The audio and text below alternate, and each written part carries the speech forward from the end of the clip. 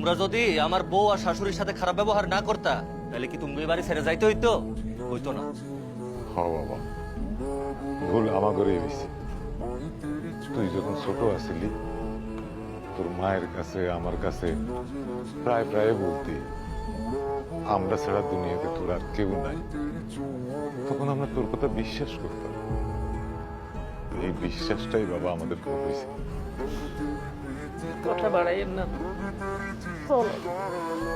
জামাই, তুমি তোমার কাছে যাও, তা না হলে আবার ব্যবসায় লস হয়ে যাবে। আরে আম্মা, তোমরা কই যেতেছো? আমি তো তোমাদের জন্য ইফতারি নিয়ে আসলাম। আমিও আসলাম আর তোমরা বেরিয়েছো। কই যেতেছো? মামার বাড়ি? না রে না, তোর ভাই আমাদের বাড়ি থেকে বাইক করে দিয়েছে। চুপ করেন না, ওর এইসব কথা কোনো দরকার নেই। না না, বলবে না কেন? আব্বা, কি হয়েছে? কইলে আমি তোর ভাই আমাদের বাড়ি থেকে বাইক করে দিয়েছে।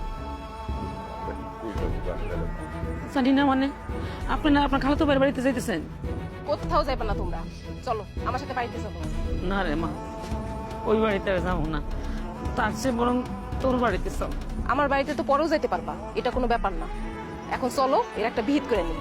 চলো দেখি কে তোমাদের এই বাড়ি থেকে বাইর করে। আসো, চলো আমার সাথে, চলো চলো, আসো।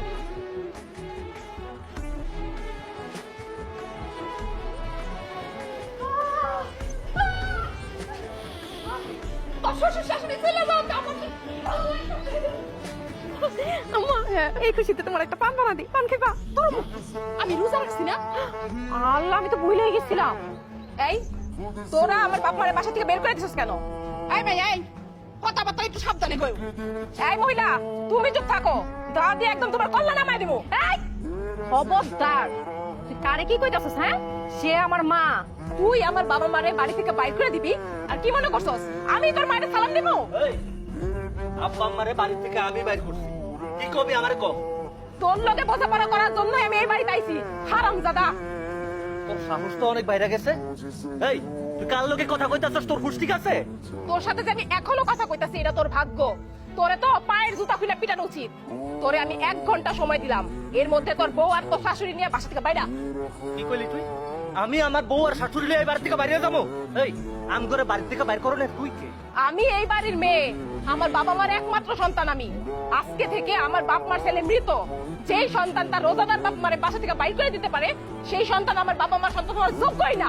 এই সেরি, তুই তোর বাপ মা নিয়ে বাইর হ, যা। এই কথা কম, একদম কম, চুপ। রিতা, তুই কিন্তু এখন বেশি বেশি করতাছস। বেশি করা তুই কি দেখছস? বাজারের দোকান দিছস না?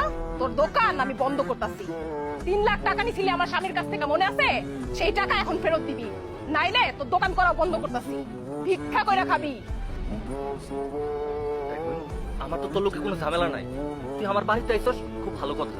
কদিন থাক, বেড়া। ওই আমি তোর লোকে কোনো ঝামেলা করতে চাই না। ঝামেলা নাই না? বাপ মার লগে ঝামেলা কইরা বোনের লগে ঝামেলা নাই, এই কথাগুলো কইতে লজ্জা লাগে না? পাটপাড়ি করস, তোর পাটপাড়ি আমি বাইর করতাছি। বাইরে বাইরে বাড়ি থেকে।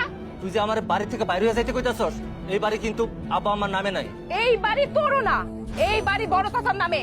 আমি যদি এখন বড় চাচারে ফোন দেই, যখন তখন এই বাড়ি আমার আব্বার নামে লেখা দিব, তখন তুই কি করবি? এই তুমি ওর লগে এত ভদ্রভাবে কথা কইতেছো কেন? ওর বাড়ি থেকে বাইর করে দাও। সেই মুরত তোর স্বামীর নাই, থাকলে বাইর করতো। সেই মুরত আমার আছে।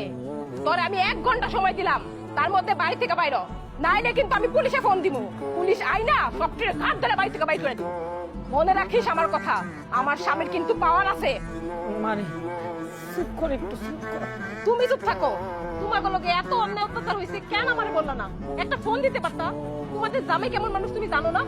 এই হারামজাদা গিয়া কইছিল 3 লাখ টাকা লাগবো, দোকান দিব বাজারে। আমার স্বামী সাথে সাথে অনেক টাকা বাই করে দিছে। আর এইটারে শিক্ষা দিতে তো আমার 1 ঘন্টাই যথেষ্ট। আব্বা আম্মা চলো, ঘরে চলো।